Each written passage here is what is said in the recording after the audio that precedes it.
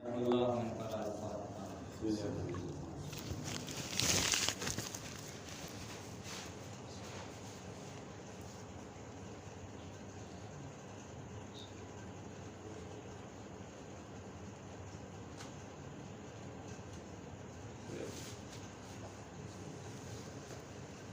لا حول ولا قوة إلا بالله العلي العظيم.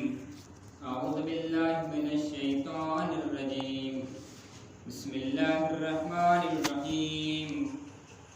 اللهم إني أسألك موجبات رحمتك وعزائم مغفرتك والنجاة ومن النار ومن كل بلية والفوز بالجنة ورضوان في دار السلام وجوار نبيك محمد وآله السلام.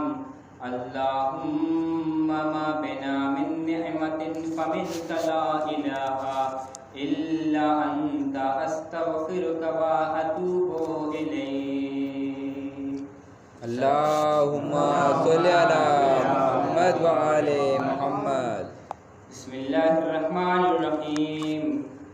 الحمد لله رب العالمين.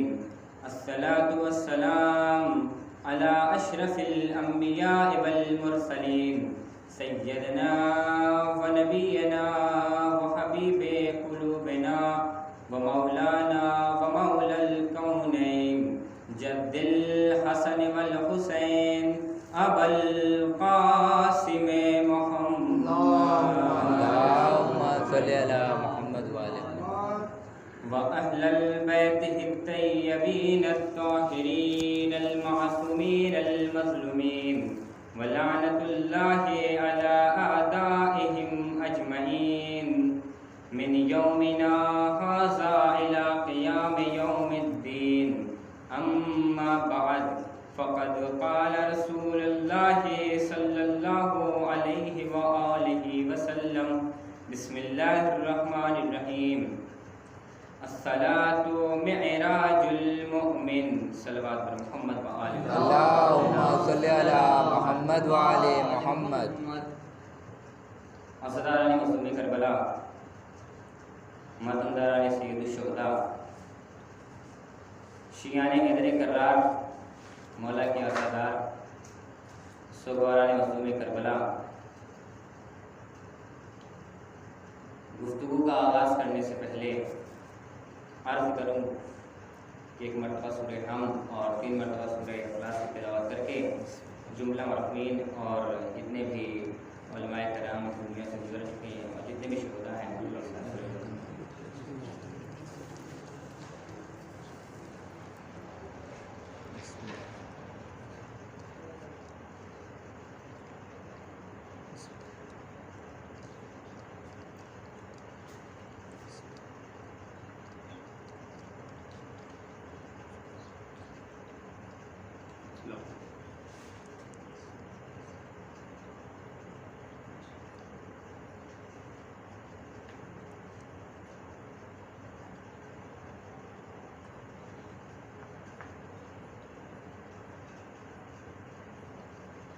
صلوات پر محمد وآل محمد.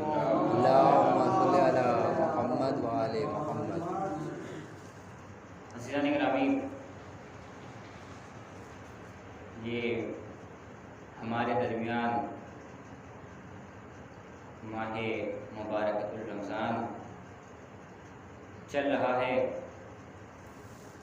اور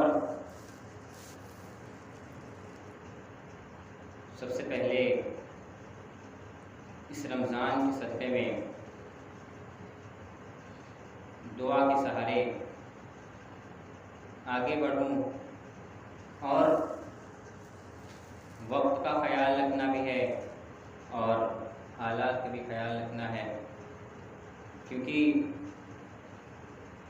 وقت کا خیال یوں رکھنا ہے کہ ابھی چند لمحے ہوئے افطار کیے اور کچھ دیر کے لیے آرام اور بستر آرام بھی ضروری ہے.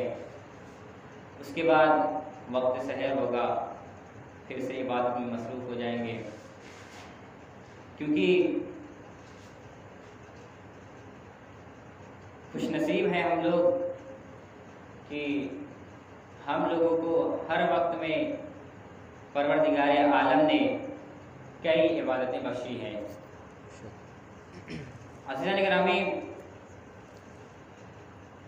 بس گفتگو انشاءاللہ 15 منٹ کے اندر تمام کرنی، اس کے بعد شبیہ عالم برآمد ہوگی۔ عزیزان گرامی، یہ ماہ رمضان ہے کیا؟ کیونکہ اس وقت ہمارے درمیان میں یہ بچے اور یہ نوجوان تو کم دکھ رہے ہیں، لیکن بزرگ زیادہ ہیں۔ بزرگوں سے معذرت چاہتا ہوں کیونکہ انہیں ہمارا بتانا فرض نہیں ہے، کیونکہ وہ خود جانتے ہیں۔ ہمارا فرض ہے کہ ہم کچھ پیغام اور کچھ باتیں اپنے چھوٹے بھائیوں اور نوجوانوں تک پہنچا دوں کہ جو ہمارے برابر میں ہیں۔ یہ ماہ رمضان ہے کیا؟ یہ کل سے سلسلہ چل رہا ہے، عبادت چل رہی ہے کیا یہ؟ دیکھیے، پروردگار عالم نے ہم لوگوں کے درمیان 3 مہینہ 8 دن ایک معین خاص مہینہ رکھا ہے۔ آپ 2 مہینہ 8 دن سنتے تھے، لیکن اس میں ایک مہینہ یہ بھی اس کو جوڑ دیں تو 3 مہینہ 8 دن، 2 مہینہ 8 دن ماہ سفر اور ماہ محرم میں جس میں ہم عزاداری کرتے ہیں، اور ایک مہینہ یہ ماہ رمضان۔ یہ دونوں عبادت ہیں، یہ دونوں بندگی ہے۔ بس اس بنا پر کہ ہم جو اس عبادت کو کرتے ہیں، مجلس حسین کرتے ہیں، اس کا مقصد یہ ہے کہ جو ہم کرتے ہیں کہ جب ہم مجلس حسین تک پہنچیں گے تو خود بخود مصلی تک آ جائیں گے۔ صلوات بر محمد و آل اللہم صلی علی محمد و آل محمد۔ اب ہمیں مجلس حسین کا بھی خیال رکھنا ہے۔ جب ہم مجلس حسین پر آ کر، فرش حسین پر آ کر مقصد کو سمجھیں گے کہ امام حسین نے قربانی کیوں دی، جناب علی اکبر کی شہادت کیا ہے، جناب علی اصغر کی شہادت کیا ہے، جب ہم سب کی شہادت کا مقصد سمجھیں گے تو ہمیں خود بخود عبادت کا معنی معلوم ہو جائے گا۔ ایک صلوات پڑھیں محمد و آل محمد۔ اللہم صلی علی محمد و آل محمد۔ عزیزان گرامی، تو یہ پروردگار عالم نے خاص مہینہ معین کیا ہے ہمارے لیے۔ اب ہمیں یہ چاہیے کہ اس عبادت کے مہینے میں، اس ماہ رمضان المبارک میں جو ہم اس زینے پر چڑھ رہے ہیں، پروردگار عالم نے کامیابی پہ پہنچنے کے لیے زینے بنائے ہیں۔ وہ زینے کیا ہیں؟ یہی زینے ہے پہلی رمضان، دوسری رمضان، تیسری رمضان، 30 تک سلسلہ چلتا ہے۔ اب ہمیں چاہیے کہ اب زینے پر قدم کیسے رکھیں۔ ابھی ہم کسی چھت پر یا کہیں بلندی پہ چڑھتے ہیں تو اتنا خیال رکھتے ہیں کہ ہمیں چڑھنا کیسے ہے، اور اگر کہیں سے بھی غلطی کر دیں تو گرنے کا خطرہ، چوٹ لگنے کا خطرہ ہو جاتا ہے۔ بس اسی طرح یہ ماہ رمضان کا بھی سلسلہ ہے۔ اگر ہم زینے کو صحیح طریقے سے اپنے قدم کو بڑھائیں گے، اسی طرح کامیابی تک پہنچیں گے۔ اس صلوات پڑھیں محمد و آل محمد۔ اللہم صلی علی محمد و آل محمد۔ دیکھیے، ہمارے اس دین اسلام کا جو قانون ہے، اس میں ایک امپورٹنٹ بات ہے، بہت ضروری۔ کیا ہے؟ 2 ہیڈنگ بتائی گئی ہے، اہم اور مہم۔ اہم اور مہم، یہ اسلام کا قانون ہے۔ اہم کا کیا مطلب ہے؟ اہم کا مطلب ہے کہ ضروری۔ مہم کا مطلب کیا ہے؟ مہم کا مطلب ہوتا ہے بہت ضروری۔ لیکن کچھ حالات ایسے آتے ہیں کہ کبھی اہم مہم میں بدل جاتا ہے، کبھی مہم اہم میں بدل جاتا ہے۔ کیسے؟ مثلا ہم نماز پڑھ رہے ہیں، ابھی نماز کیا ہے؟ نماز مہم ہے، بہت ضروری ہے، لیکن اب وہ اہم میں کیسے بدلے گی؟ مہم، اس میں تصور کرنا ہے کہ نماز مہم ہے لیکن اہم میں کیسے بدلے گی؟ इस तरह से बदले कि हम नमाज पे खड़े हुए नियत किए, नमाज शुरू किए, नमाज पढ़ रहे हैं। अब नमाज हम पढ़ ही रहे हैं, हालात नमाज में है कि अचानक हमारे सामने कोई सांप, कोई बिच्छू आ गए जिससे हमारा खतरा हो। अब क्या करें? अब यहाँ पे क्या अहम है, क्या मुहिम है? अब यहाँ पर नमाज अहम हो गई, जान बचाना मुहिम। एक सलवात पढ़े मोहम्मद व आले मोहम्मद पर। अल्लाहुम्मा सल्ली अला मोहम्मद व आले मोहम्मद। अब जान बचाना मुहिम है, नमाज अहम है। उसी तरह से अब आ जाइए आज़ादारी इमाम हुसैन पर। अभी आज़ादारी क्या है? एक फिक्र के एतबार से देखा जाए तो मुहिम है, बहुत ज़रूरी है। नमाज क्या है? मुहिम है, बहुत ज़रूरी है। लेकिन अब एक वक्त में दोनों पे टकराव होगा, भाई ये भी मुहिम है, ये भी मुहिम है, तो किसको करें? नमाज पढ़ें या आज़ादारी करें? तो नहीं, अब अहम और मुहिम में तब्दील होगा। क्या होगा? आज़ादारी भी मुहिम है, नमाज भी मुहिम है। अब आज़ादारी मुहिम जो थी वो अहम हो जाएगी, नमाज मुहिम रहेगी। एक सलवात पढ़ दे मोहम्मद व आले मोहम्मद। अल्लाहुम्मा सल्ली अला मोहम्मद व आले मोहम्मद। अब हम मजलिस हुसैन किए जा रहे हैं, नमाज का कुछ पता ही नहीं। नमाज से क्या मतलब? नमाज क्या है? परवरदिगार आलम ने जो एक माह हमारे दरमियान पेश किया है, अता किया है कि मैं अपने बंदे को देख लूँ कि मेरा बंदा कितना करीब है। तो ऐ अहले अज़ा, ये तभी मालूम होता है कि जब माह रमज़ान की नमाज मगरिबैन में, सिर्फ और सिर्फ नमाज मगरिबैन में मालूम होता है कि बंदा अल्लाह से कितना करीब है। ना ज़ोहर में पता, ना फजर में पता। इस सलवात पढ़े मोहम्मद व आले मोहम्मद। अल्लाहुम्मा सल्ली अला मोहम्मद व आले मोहम्मद। ये अल्लाह ने एक इम्तिहान लेने के लिए, आजमाइश के लिए माह मुअय्यन किया है कि मालूम हो कि मेरा बंदा मुझसे कितना करीब है, कितना करीब होना चाहता है। ये मालूम हो कि एक माशूक एक आशिक से कैसी मोहब्बत करता है, एक आशिक एक माशूक कैसी मोहब्बत करता है। सलवात पढ़े मोहम्मद व आले मोहम्मद। अल्लाहुम्मा सल्ली अला मोहम्मद व आले मोहम्मद। क्योंकि माशूक ऐसा हो कि आशिक खुश होना चाहिए। तो परवरदिगार आलम ने ये जो माह मुअय्यन किया है, ये इम्तिहान ले रहा है कि देखें हमारा बंदा हमसे कितना करीब है। तो अब आप ही देख लीजिए, ज़्यादातर कब मालूम होता है? नमाज मगरिबैन में मालूम होता है कि अल्लाह से बंदा कितना करीब है। न फजर के वक्त पता है, न ज़ुहरैन में पता है कि बंदा कहाँ गया। नमाज मगरिबैन पता चलता है कि हाँ, बंदे सब यही बैठे हुए हैं, एक साथ हैं, अल्लाह के सब चाहने वाले हैं, सब अपने रब को मानने वाले हैं। अज़ीज़ान गिरामी, ये अहम और मुहिम को एक साथ मत बनाइएगा। मुहिम अहम में तब्दील होगा, अहम मुहिम में तब्दील होगा। हम मजलिस हुसैन करते हैं, मकसद क्या है? मकसद ये है कि इमाम हुसैन की शहादत का मकसद समझे कि उन्होंने शहादत क्यों दी, ये कुर्बान क्यों हुए वो राह खुदा में। हम जब मकसद को समझेंगे तो हम खुद ब खुद अपने रब से करीब होते चले जाएंगे।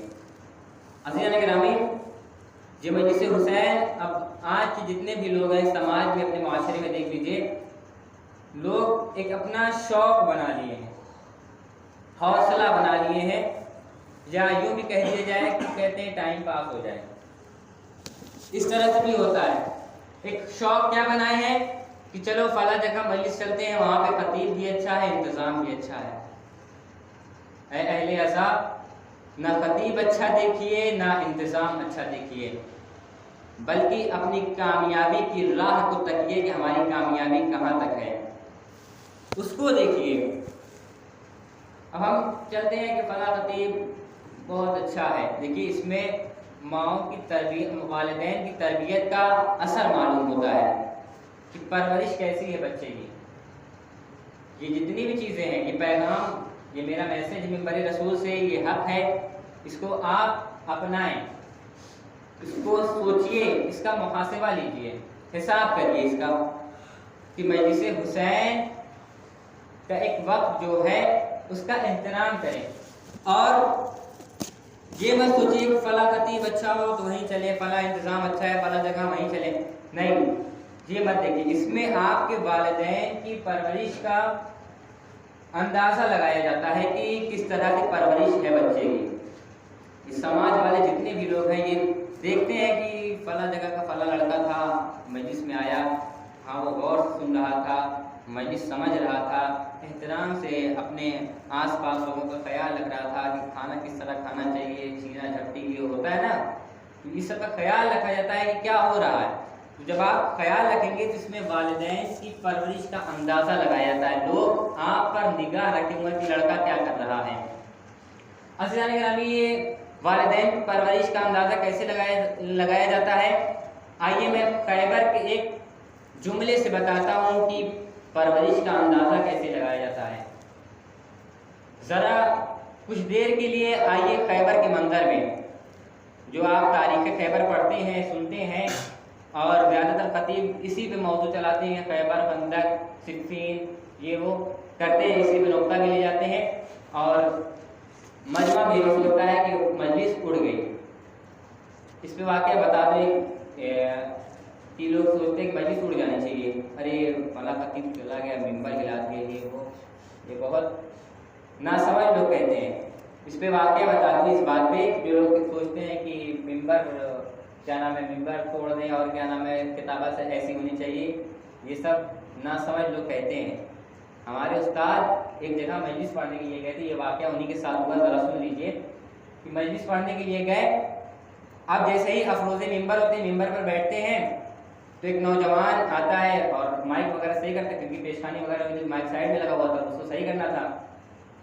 استاد افروز ممبر کو وہ آیا، مائک صحیح کرتے کرتے استاد کی کان میں کہتا ہے، مولانا سید حیدر مدنی صاحب کے قریب آ کر کہتا ہے کہ جناب مجلس ایسی پڑھ دیجئے، حقیقت ہے ممبر رسول سے بیان کر رہا ہوں، جناب مجلس ایسی پڑھ دیجئے کہ چھت اڑ جائے۔ آپ جیسے ہی ان کا موضوع خطبہ ختم ہوا، وہ موضوع پہ آئے، آپ اس جوان کو تلاش رہے ہیں کہ کہاں گیا، وہ اپنے کو بچا رہے کہ ہم نے جو بول دیا اس سے بچے کیسے، پبلک اپنا ادھر ادھر کر رہا ہے۔ کہا گیا تھا کہ جناب ایسی مجلس پڑھ دیجئے کہ چھت اڑ جائے۔ اب جیسے استاد مجلس پڑھنا شروع کرتے ہیں، اس کو تلاشتے ہیں کہ وہ کہاں ہے، دیکھتے ہیں اچانک ناگاہ نگاہ اس شخص پر پڑتی ہے جس نے یہ کہا تھا کہ جناب ایسی مجلس پڑھ دو چھت اڑ جائے۔ اب جیسے ہی دیکھتے ہیں تو انہوں نے کہا کہ آج کل نہ جانے ہماری قوم میں کیا ہو گیا ہے، کس غفلت میں ہے ہماری قوم کہ مجلس حسین کا مقصد سمجھتی ہے کہ چھت اڑ جائے۔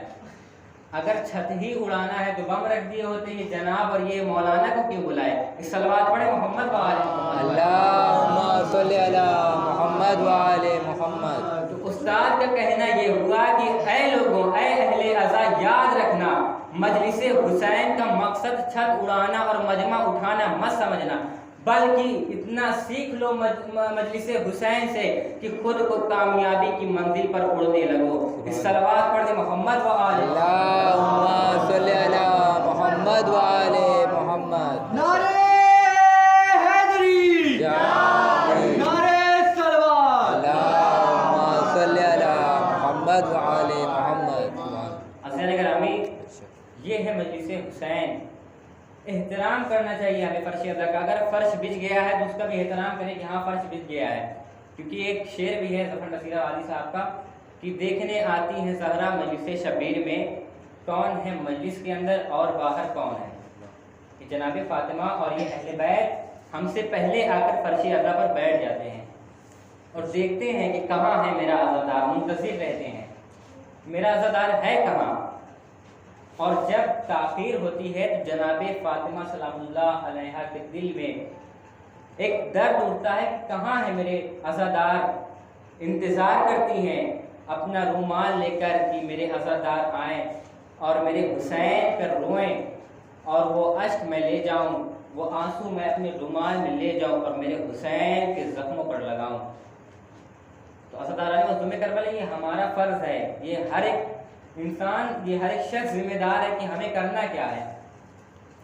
اور یہ میں مخاطب ہوں اپنے اب چھوٹے بچوں سے، ان کو بھی کچھ بتا دوں یہ ماہ مبارکۃ الرمضان کے لیے کہ آپ کے اوپر ابھی روزہ واجب تو نہیں ہے، یہ بھی آپ کی مرضی ہے رہے یا نہ رہے، واجب نہیں، لیکن آپ عاقل ہیں، سمجھدار ہیں، عقل رکھتے ہیں، تو اب آپ کا اتنا فرض ہے میرے بچوں اتنا یاد رکھیے گا کہ آپ روزہ نہ رکھیں ابھی یہ واجب آپ پر نہیں ہے، لیکن یہ ایک اور ذمہ داری آپ پر ہے کہ آپ ایک ذمہ داری اپنے اوپر لے لیجئے کہ اتنا خیال رکھیے کہ ذرا آ کر دیکھیے کہ مصلی درست ہے یا نہیں، سجدگاہ مرتب ہے یا نہیں، جا نماز اور یہ صفائی ہوئی ہے کہ نہیں، کم از کم اتنا خیال رکھیں اور زیادہ تر کوشش کریں اپنے ثواب کے لیے، اپنے والدین کے ثواب کے لیے کہ استغفار کی تسبیح پڑھیں، گناہوں کی مغفرت کے لیے تسبیح پڑھیں،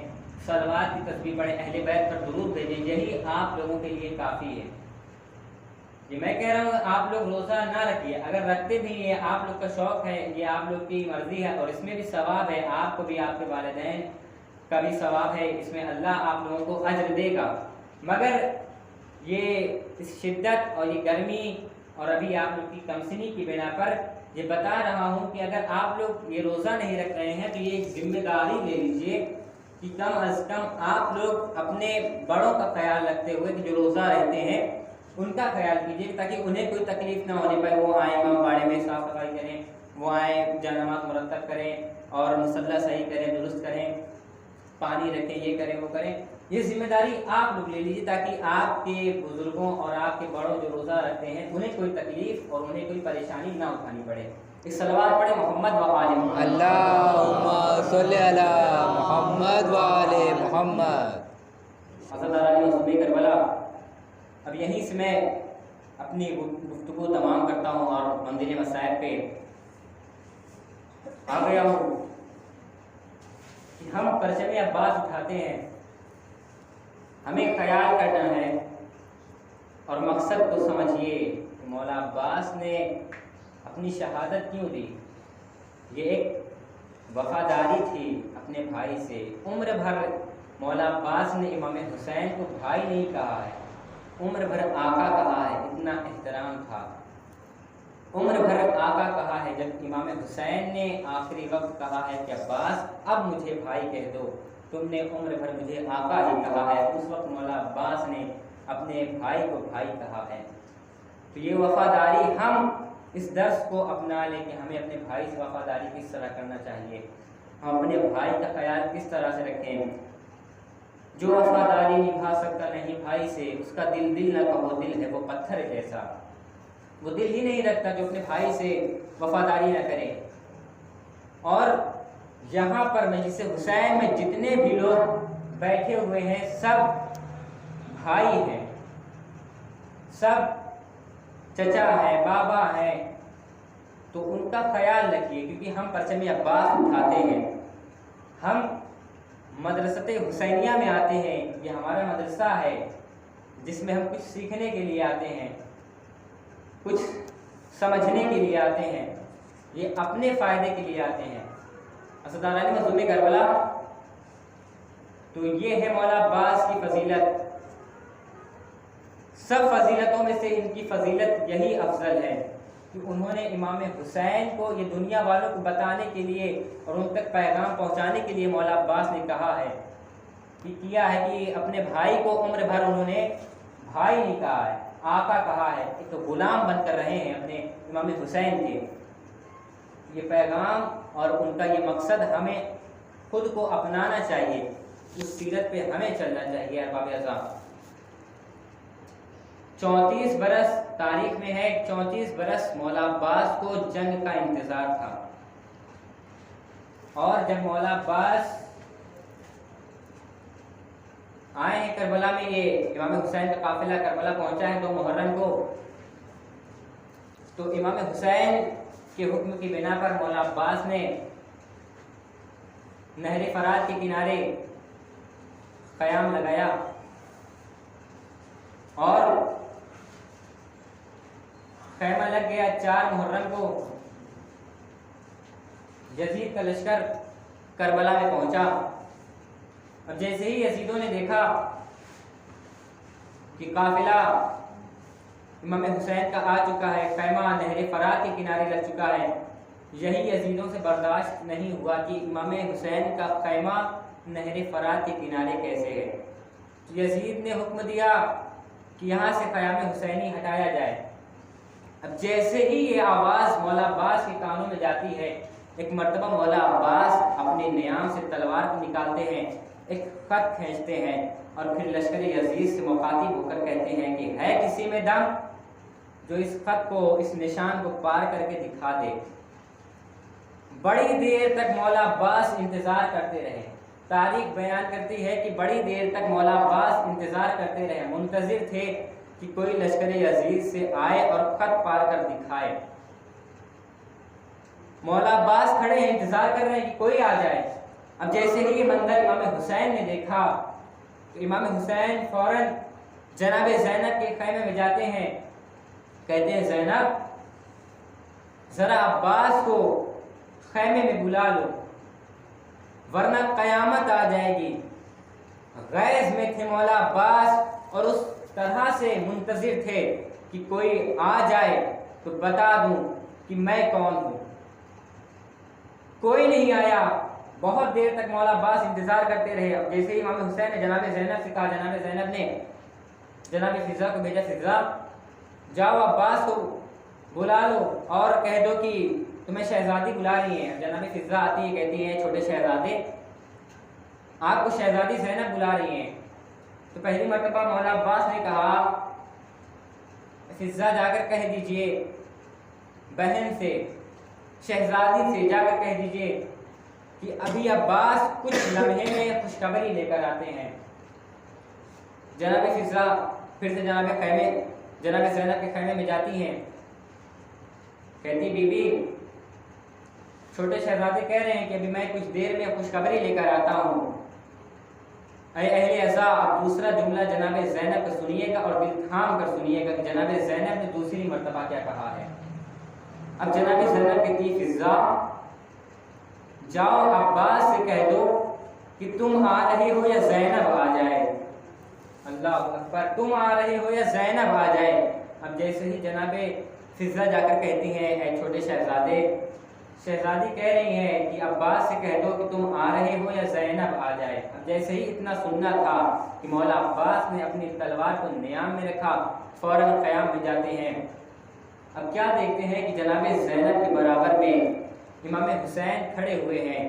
اب مولا عباس سمجھ جاتے ہیں کہ امام حسین کیا چاہتے ہیں۔ ایک مرتبہ کہتے ہیں آقا آپ یہی چاہتے ہیں کہ میں خیمے ہٹا لوں وہاں سے؟ امام حسین کہتے ہیں ہاں عباس خیمے ہٹا دو، میں یہ نہیں چاہتا کہ میں جنگ کی پہل ہماری طرف سے ہو۔ جب جنگ کی پہل یزیدیوں کی طرف سے ہوگی تو جنگ کی جائے گی، ورنہ ہم پہل نہ کریں گے۔ حضرت عالانی مظلوم کربلا یہ صبر ہے امام حسین کا، انہوں نے کہا کہ ہم پہل نہ کریں گے۔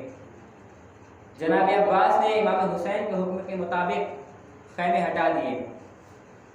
حضرت عالانی مظلوم کربلا اب وہ وقت آ گیا، شب عاشور آئی، پھر 10ویں محرم کی تاریخ آئی، سب کی شہادت ہوئی، علی اصغر شہید ہوئے، اکبر شہید ہوئے، یہاں تک کہ مولا عباس کی بھی شہادت ہوئی۔ اب کوئی نہ بچا، امام حسین بھی گئے جنگ پر اور ان کی بھی شہادت ہوئی۔ اب ان کی شہادت جب ہو گئی، جب یہ خبر مدینے میں آئی، بشیر آتا ہے مسجد نبوی میں، اعلان کرتا ہے اے یثرب والوں اب یہ مدینہ جینے کے لائق نہیں رہا، اے یثرب والوں اب یہ مدینہ جینے کے قابل نہ بچا۔ آپ جانتے ہیں کہ مسجد نبوی سے جو گھر ملا ہوا تھا وہ گھر مولا کائنات کا تھا، اور اسی گھر میں مولا عباس کی ماں ام البنین رہتی تھی۔ جیسے ہی ان کے کانوں میں یہ آواز گئی کہ حسین مارے گئے، ایک مرتبہ جناب ام البنین سر پہ برقع رکھتی ہیں، ہاتھوں میں عصا لیتی ہیں اور اپنے پوتے فضل کو بلاتی ہیں، فضل ذرا مجھے مسجد نبوی لے کر چل۔ فضل آئے، اپنی دادی کو مسجد نبوی لے کر آتے ہیں۔ اے اہل عزا دل کھول کر روئیے گا، مسائل کے جملے سنیے گا۔ اب جیسے ہی مسجد نبوی میں جناب ام البنین آتی ہیں تو کیا سنتی ہیں کہ بشیر اعلان کر رہا ہے اے یثرب والوں اب یہ مدینہ جینے کے لائق نہیں رہا، حسین مارے گئے۔ اب ایک مرتبہ ام البنین کہتی ہیں اے بشیر کون سا حسین مارا گیا، اے بشیر کون سا حسین مارا گیا؟ بشیر تڑپ کر کہتا ہے اے خاتون، بشیر کو معلوم نہیں ہے کہ یہ عباس کی ماں ام البنین ہے۔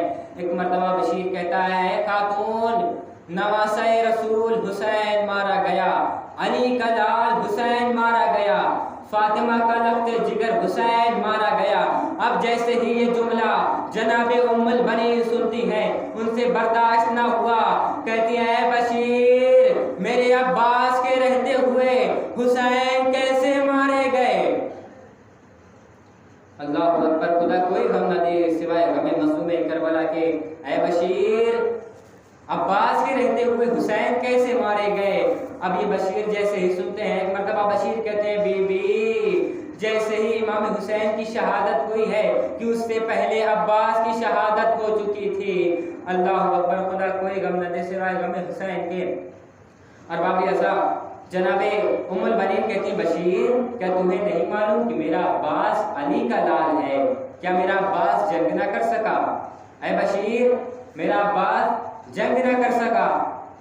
اب بشیر تڑپ کر کہتا ہے بی بی، جب عباس جنگ کر رہے تھے تو ایک ظالم نے عباس کے سر پر گرز لگایا کہ عباس گھوڑے پہ سنبھل نہ سکے اور زمین پر آ گئے۔ اب اتنا سننا تھا، اہل عزا دل کھول کر جملہ سنیے گا۔ جناب ام البنین کہتی ہیں اے بشیر، کیا تجھے نہیں معلوم میں عباس کی ماں ہوں؟ بشیر دیکھ کر تڑپ گیا، کہتی ہے خاتون، اے ام البنین مجھے معاف کریے گا کہ جب عباس کی شہادت ہوئی ہے، عباس کے سر پہ ایسا گرز لگا کہ عباس گھوڑے پہ سنبھل نہ سکے۔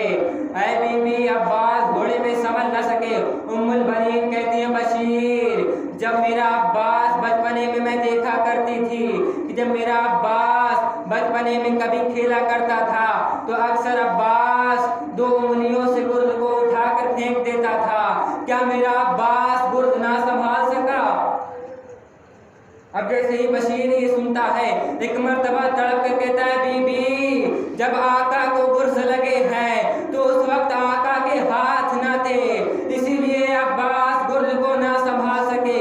اب جیسے ہی یہ سننا تھا، ایک مرتبہ ام البنین کے ہاتھوں سے عصا زمین پر گرتا ہے، ام البنین تڑپ جاتی ہے۔